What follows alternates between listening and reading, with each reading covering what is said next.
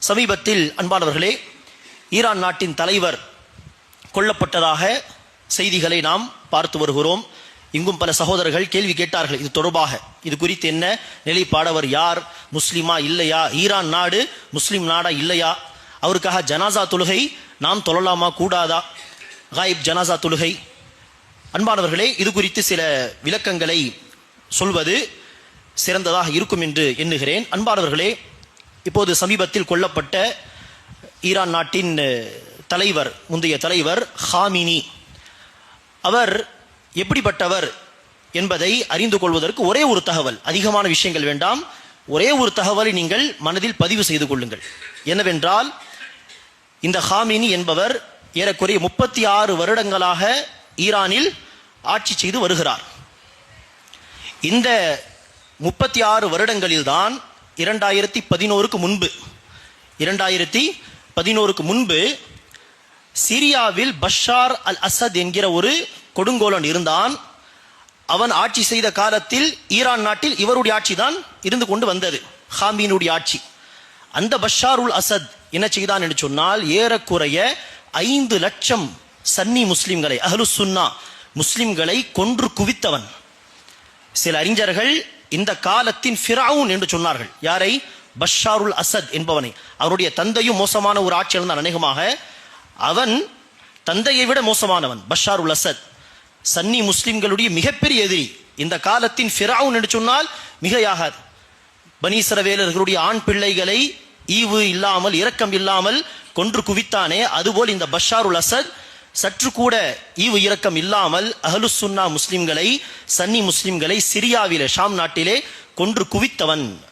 சில பேர் சொல்கிறார்கள் ஏறக்குறைய 500,000, 5 லட்சம் பேரை அவன் கொலை செய்திருப்பான்.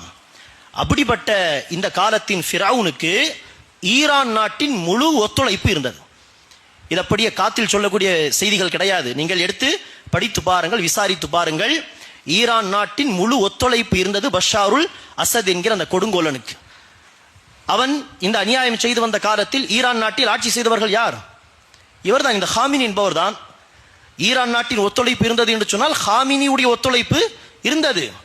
அத்தனை முஸ்லிம்களுடைய ரத்தம் தொடர்பான வழக்கு இவருடைய பதிவேட்டில் எழுதப்பட்டிருக்கும். அப்படி இருக்க எந்த அடிப்படையில் இவரை நாம் புகழ்வது, இவருக்காக துவா செய்வது, எந்த அடிப்படையில் இப்படிப்பட்ட ஒரு நபரை பல சிந்தித்து பார்க்காத பல சன்னி முஸ்லிம்கள், முஸ்லிம்களுடைய நாயகன், பெரிய ஹீரோ, சரியா, அமெரிக்காவை எதிர்த்து நிற்கக்கூடிய ஒரே போராளி என்றெல்லாம் எந்த அடிப்படையில் பேசுகிறார்கள் என்று புரியவில்லை. இந்த விஷயங்களை நாம் எடுத்து சொல்லும் பொழுது, இந்த விஷயங்களை சொல்லக்கூடிய மக்களை பார்த்து யூதர்களுடைய பிள்ளைகள், யூதர்களுடைய கைக்கூலிகள் என்று பேசுவது. அன்பானவர்களே, இந்த ஹாமினி என்பவருடைய ஆட்சியில்தான் பஷாருல் அசதுக்கு முழு ஒத்துழைப்பு வழங்கப்பட்டது. சிரியாவில் இருக்கக்கூடிய முஸ்லிம்களை கொன்று குவித்த அந்த காலத்தில் இவர் இறந்து போன செய்தியை கேட்டதும் சிரியாவில் ஒரு பள்ளிவாசலில் அறிவிப்பு செய்கிறார்கள். அந்த காணொலியை நான் பார்த்தேன். அறிவிப்பு செய்கிறார்கள், ஈரான் நாட்டின் கொடுங்கோலன் இறந்து விட்டான். ஹலக தாகியத்து ஈரான். ஈரான் நாட்டின் கொடுங்கோல ஆட்சியாளன் இறந்து விட்டான். இவன்தான் அஹ்லு சுன்னாவின் பல முஸ்லிம்களை கொன்று குவித்தவன். அவனுக்கும் இதில் ஈடுபாடு இருந்தது. நாம் அல்லாஹ்வுக்கு நன்றி செலுத்த வேண்டும் என்று பள்ளிவாசலில் அறிவிப்பு செய்கிறார்கள். சிரியாவில் பாதிக்கப்பட்ட மக்களுக்கு தான் தெரியும் இவன் எவ்வளவு மோசமானவன் என்று. அன்பானவர்களே, எப்படி இஸ்ராயில் அதாவது இந்த யூதர்கள் முஸ்லிம்களை, பல முஸ்லிம்களை கொன்று குவித்த காரணத்தினால் பெரிய எதிரிகளாக இருக்கிறார்களோ, அதை விட கொஞ்ச நெஞ்ச எதிரிகள் கிடையாது இவர்கள். அதையும் நாம் புரிந்து கொள்ள வேண்டும். சமீபத்தில் இவர்கள் கசாவில் 70,000 80,000 முஸ்லிம்களை இந்த இஸ்ராயில் யூதர்கள் கொன்றார்கள் என்று சொன்னால், நாம் சொன்ன இந்த எண்ணிக்கை அதை விட அதிகமாச்சே, 5 லட்சம் முஸ்லிம்கள் என்று சிரியாவிலே. இது மட்டுமல்ல, யமன் நாட்டிலும் இந்த ஷியாக்கள், ராஃபிதாக்கள், ஈரான் நாட்டில் ஆட்சி செய்யக்கூடிய இவர்கள் யார்? ராஃபிதா கொள்கையை சார்ந்தவர்கள். அந்த ராஃபிதாக்கள், அந்த மோசமான ஷியாக்கள் யமன் நாட்டிலும் பல சன்னி முஸ்லிம்களை கொலை செய்திருக்கிறார்கள். சிரியாவிலும் பல லட்சக்கணக்கான முஸ்லிம்களை கொலை செய்திருக்கிறார்கள். ஆக இவன் எவ்வளவு பெரிய எதிரியோ அதைவிட கொஞ்ச நெஞ்ச எதிரி கிடையாது இந்த ராஃபிதா என்கிற ஷியாக்கள் என்பதை நாம் விளங்கிக் கொள்ள வேண்டும். அன்பானவர்களே, இப்படி இருக்க பல சன்னி முஸ்லிம்கள், இந்த விஷயங்களை எல்லாம் அறியாமல், இதை குறித்து சிந்தித்து பார்க்காமல் என்ன செய்கிறார்கள்? அமெரிக்காவை எதிர்க்கும் ஒரே காரணத்திற்காக பெரிய ஹீரோ, மாவீரர் என்றெல்லாம் என்ன செய்கிறார்கள்? பட்டம் அளிக்கிறார்கள். கொல்லப்பட்டதும் உடனே ஷஹீத் என்பதாக இவர்களே அறிவித்து விடுகிறார்கள். இந்த வரலாறு ரீதியான சில விஷயங்களை பதிவு செய்தால் நம்மை போன்ற மக்களை பார்த்து இவர்களாம் யூதர்கள், யூதர்களுடைய கைக்கூலிகள் என்று என்ன செய்கிறார்கள்? இலவசமாக பட்டங்களை வழங்குகிறார்கள். அன்பானவர்களே, இந்த விஷயங்களை நாம் சிந்தித்து பார்க்க கடமைப்பட்டிருக்கிறோம். ஆக அன்பானவர்களே, இப்படிப்பட்ட நபர் இறந்து போன பிறகு இவரை உடனே காஃபிர் என்று சொல்லுங்கள், இவன் மோசமானவன், ஆகவே இவனை பகிரங்க காஃபிர் என்று அறிவித்து விடுங்கள் என்று நாம் சொல்ல வரவில்லை. அது நமக்கு தேவையில்லாத விஷயம். ஆனால் குறைந்தது இவர் முஸ்லிம்களுடைய மிகப்பெரிய ஹீரோ என்று சொல்லாதீர்கள். குறைந்தது எந்த அடிப்படையில் இவரை நாம் புகழ்ந்து பேசுவது? கொள்கை சரியாக இருந்ததா? கிடையாது. ஈரான் நாட்டில் ஆட்சி செய்யக்கூடிய ராஃபியதாக்களுடைய கொள்கை என்ன? அபூபக்கர், உமர் ரலியல்லாஹு அன்ஹுமா, ஆயிஷா ரலியல்லாஹு அன்ஹா இவர்களை அவ்வப்போது சபிப்பது, இவர்களை நரகவாசிகள் என்று சொல்வதுதான் அவர்களுடைய ஒரு அடிப்படை கொள்கை. இவர்கள் இமாமியா கூட்டத்தை சார்ந்தவர்கள். 12 இமாம்கள் என்று சொல்லி நினைச்சுவார்கள், நம்பிக்கை கொள்வார்கள். அந்த இமாம்களை அல்லாஹ் சுப்ஹானஹு வ தஆலாவுக்கு நிகராக கொண்டு போய் வைத்து விடுவார்கள். பல வழிகட்ட கொள்கைகள் இருக்கிறது. அதில் ஒரே ஒரு விஷயம், ஆயிஷா ரலியல்லாஹு அன்ஹா அவர்களை இந்த ராஃபிதாக்கள் இமாமியா கொள்கையில் உள்ளவர்கள் நவுது பில்லா நடத்தை சரியில்லாத பெண்மணியாக தான் இன்று கூட சொல்கிறார்கள். அந்த காலத்தில் நபி ஸல்லல்லாஹு அலைஹி வஸல்லம் உடைய ஹயாத்தில் ஆயிஷா ரலியல்லாஹு அன்ஹா மீது முனாஃபிகீன்கள் அவதூறு சொன்னார்கள். அப்போது அல்லாஹ் சுப்ஹானஹு வ தஆலா சில நாட்கள் ரசூலுல்லாஹி ஸல்லல்லாஹு அலைஹி வஸல்லம் அவர்களையும் ஆயிஷா ரலியல்லாஹு அன்ஹா அவர்களையும் அவருடைய குடும்பத்தினர்களையும் சோதனைக்கு உள்ளாக்கி சில நாட்கள் கழித்து அல்லாஹ் சுப்ஹானஹு வ தஆலா அந்த விஷயத்துக்கு ஒரு தீர்வை வழங்கினான். குர்ஆனுடைய வசனங்களை இறக்கி வைத்து, வஹியை இறக்கி வைத்து ஆயிஷா ரலியல்லாஹு அன்ஹா அவர்களை பரிசுத்தப்படுத்தினான். நூர் அத்தியாயத்தின் 11 வசனங்கள் இறங்கியது. எதை குறித்து? முனாஃபிகீன்கள் சொல்வது மிகப்பெரிய அவதூறு, ஹாதா புஹ்தானுன் அதீம், இது மிகப்பெரிய மகத்தான ஒரு அவதூறு. ஆயிஷா ரலியல்லாஹு அன்ஹா எந்த தவறையும் செய்யவில்லை என்று அல்லாஹ் ஆயிஷா ரலியல்லாஹு அன்ஹாவை பரிசுத்தப்படுத்தி நூர் அத்தியாயத்தின் 11 வசனங்களை இறக்கி வைத்தான். அன்பானவர்களை, நாம் எல்லோரும் அறிவோம், குர்ஆனுடைய ஒரு வசனத்தை யாராவது நிராகரித்தாலும் அவன் காஃபிர் தானே. அப்படி இருக்க நூர் அத்தியாயத்தின் 11 வசனங்கள் ஆயிஷா ரலியல்லாஹு அன்ஹாவை பரிசுத்தப்படுத்தி அல்லாஹ் இறக்கி வைத்திருக்கிறான். கியாம நாள் வரை அந்த வசனங்கள் ஓதப்படும். ஆயிஷா ரலியல்லாஹு அன்ஹா அவர்களை அல்லாஹ் பரிசுத்தப்படுத்திய பிறகு நாமும் என்ன செய்வோம்? அந்த வசனங்களை ஓதும் பொழுதெல்லாம் ஆயிஷா ரலியல்லாஹு அன்ஹா அவர்களை நாம் பரிசுத்தப்படுத்துவோம். ஆனால் இன்றும் இந்த ராஃபிதாக்கள் ஆயிஷா ரலியல்லாஹு அன்ஹாவை குறித்து நவுது பில்லா நடத்தை சரியில்லாத பெண்மணி, நரகவாசி என்று சொல்லும் பொழுது, சபிக்கும் பொழுது இந்த ஒரு காரணம் போதாதா அவர்களுடைய குஃப்ருக்கு? நாம் அவர்களை காஃபிர் என்று சொல்ல வரவில்லை. ஆனால் இந்த ஒரு காரணம் போதும் ஒருவன் காஃபிராக மாறுவதற்கு. குர்ஆனுடைய 11 வசனங்களை, இது மட்டுமல்ல, இது போன்ற பல பிரச்சனைகள் உண்டு. இந்த இமாமியா கொள்கை, ராஃபிதா என்கிற இந்த ஷியாக்கள் இடத்தில் காணப்படும் மோசமான கொள்கைகள். அப்படி இருக்க கொள்கை ரீதியாகவும் இவர்களை நாம் புகழ்ந்து பேசுவதற்கு ஒன்றும் கிடையாது. சரி, இரண்டாவதாக, சரி இவர்கள் அஹ்லுஸ் சுன்னா முஸ்லிம்களுக்கு உதவி செய்தார்களா? உதவி செய்திருந்தால் நாம் என்ன செய்யலாம்? சரி, கொள்கை சரியில்லை, ஆனால் முஸ்லிம்களுக்கு ஏகப்பட்ட உதவிகள் செய்திருக்கிறார்கள். அந்த அடிப்படையில் நாம் அவர்கள் ஏதோ ஒரு விதத்திலே புகழ்ந்து பேசலாமே என்று சொல்லலாம். ஆனால் இவர்கள் சன்னி முஸ்லிம்களுக்கு உதவி செய்த மக்களும் கிடையாதே. சமீபத்தில் அமெரிக்காவுக்கும் இவர்களுக்கும் ஏதோ பிரச்சனை என்று வந்ததும் அவன் இங்கு குண்டு வீச, இவர்கள் அங்கு குண்டு வீச, இது சம்மதம் இல்லாமல் வேறு நாடுகளிலும் என்ன செய்கிறார்கள்? குண்டு வீசுகிறார்கள். அதை விட்டுவிடலாம். ஆனால் இந்த பிரச்சனையில் அமெரிக்காவை எதிர்க்கிறார்கள் என்கிற ஒரே காரணத்திற்காக என்ன செய்கிறார்கள்? ஏதோ முஸ்லிம்களுக்கு சப்போர்ட் செய்தது போல் இவர்களை தூக்கி வைத்து பேசுகிறார்கள். இவர்கள் எங்கேயாவது இவர்கள் அதிகாரப்பூர்வமாக ஈரான் நாட்டு சார்பாக அந்த இறந்து போன அந்த தலைவர் அதிகாரப்பூர்வமாக அறிவித்தாரா, நாங்கள் கஸா முஸ்லிம்களுக்கு உதவி செய்கிறோம் என்று எங்கேயாவது சொன்னார்களா? எங்கேயாவது இவர்கள் சொன்னார்கள் அமெரிக்காவை பார்த்து, காசாவில் மீண்டும் ஏதாவது நீ தாக்குதல் நடத்தினால் நாங்கள் அமெரிக்காவில் தாக்குதல் நடத்துவோம் அல்லது இஸ்ராயலில் தாக்குதல் நடத்துவோம் என்று எங்கேயாவது காசா முஸ்லிம்கள் சார்பாக, அஹ்லுஸ் சுன்னா முஸ்லிம்கள் சார்பாக இவர்கள் நின்று பேசினார்களா? இல்லையே.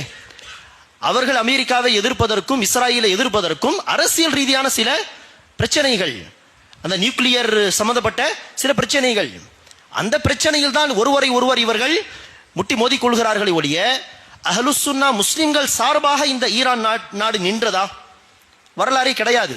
கஸா முஸ்லிம்கள் மாத்திரமல்ல, இந்த இஸ்லாமிய வரலாற்றில் 1400 வருடங்களுடைய வரலாற்றில் இந்த ராஃபிதாக்கள் ஷியாக்கள் எப்போதும் முஸ்லிம்களுக்கு உறுதுணையாக நின்றதே கிடையாது, வரலாறே இல்லை. மாறாக பல சந்தர்ப்பங்களில் யூதர்களால் உருவாக்கப்பட்ட கூட்டம் தான் இந்த ராஃபிதாக்கள். யூதர்களோடு தான் இவர்கள் நின்றிருக்கிறார்கள் ஒழிய அஹ்லுஸ் சுன்னா சன்னி முஸ்லிம்களுக்கு உதவி செய்ததாக வரலாறு கிடையாது.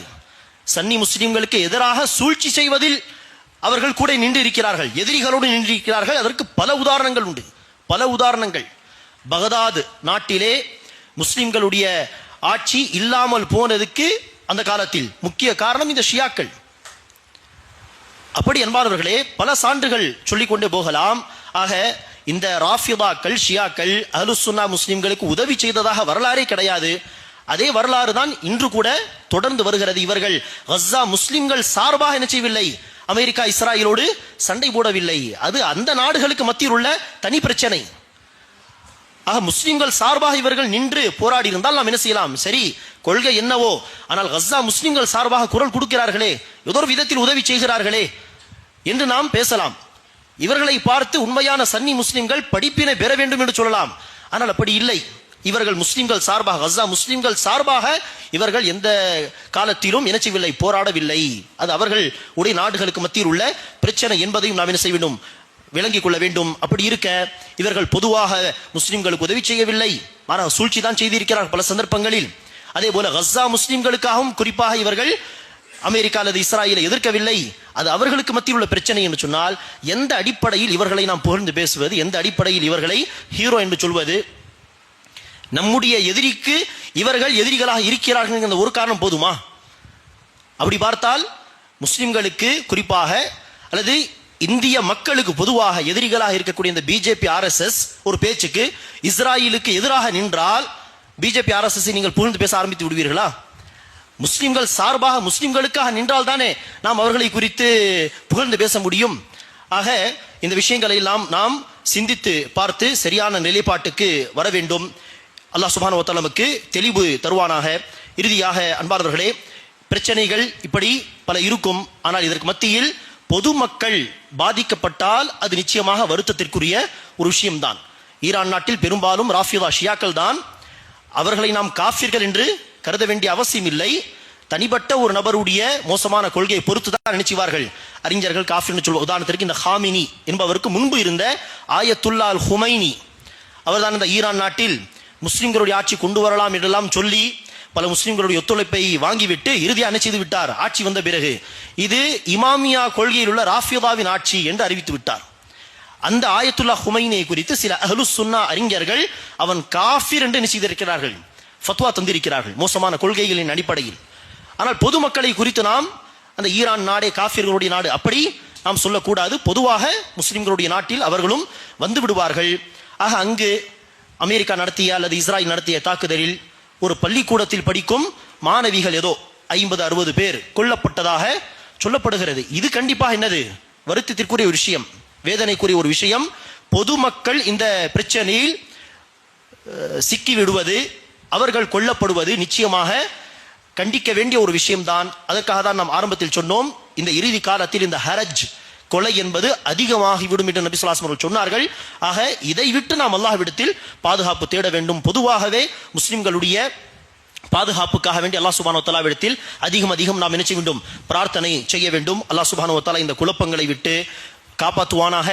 இந்த நாடுகளுக்கு, பல நாடுகளுக்கு மத்தியில் நடக்கக்கூடிய பிரச்சனைகளில் அப்பாவி மக்கள், பொதுமக்கள் கொல்லப்படுவதை விட்டு அல்லாஹ் சுப்ஹானஹு வ தஆலா முஸ்லிம்களை, முஸ்லிம்களுடைய இரத்தங்களை பாதுகாப்பானாக. இறுதியாக இந்த உண்மைகளை எல்லாம் அறிந்த பிறகும் தெரிந்த பிறகும் யமன் நாட்டில் முஸ்லிம்கள் கொல்லப்பட்டதற்கு பின்னால் சிரியாவில் பஷாருல் அசதால் பல லட்சக்கணக்கான முஸ்லிம்கள், சன்னி முஸ்லிம்கள் கொல்லப்பட்டதுக்கு பின்னால் இந்த ஈரான் நாட்டின் கை இருக்கிறது, இந்த ஹாமினியுடைய கை இருக்கிறது என்று தெரிந்த பிறகும் ஹாமினியை ஹீரோ என்று சொன்னால் அவ்வாறு சொல்லக்கூடிய முஸ்லிம்கள் சிரியா நாட்டின் லட்சக்கணக்கான முஸ்லிம்களுடைய இரத்தத்தை மலிவாக கருதுகிறார்கள், அதற்கு மதிப்பு தரவில்லை. ஒரு பக்கம் கஸாவுடைய 70,000 முஸ்லிம்களுடைய இரத்தத்துக்கு மதிப்பு கொடுத்து, இன்னொரு பக்கம் சிரியாவின் லட்சக்கணக்கான முஸ்லிம்களுடைய இரத்தத்தை வீணாக்கி விடுகிறார்கள் என்பதை விளங்கிக் கொள்ள வேண்டும். அல்லாஹ் சுப்ஹானஹு வ தஆலா நமக்கு இத்தகைய ஃபித்னாவுடைய காலகட்டங்களிலே ஃபித்னாவில், கொள்கை ரீதியான ஃபித்னாவை விட்டு அல்லாஹ் நம்மை பாதுகாப்பானாக.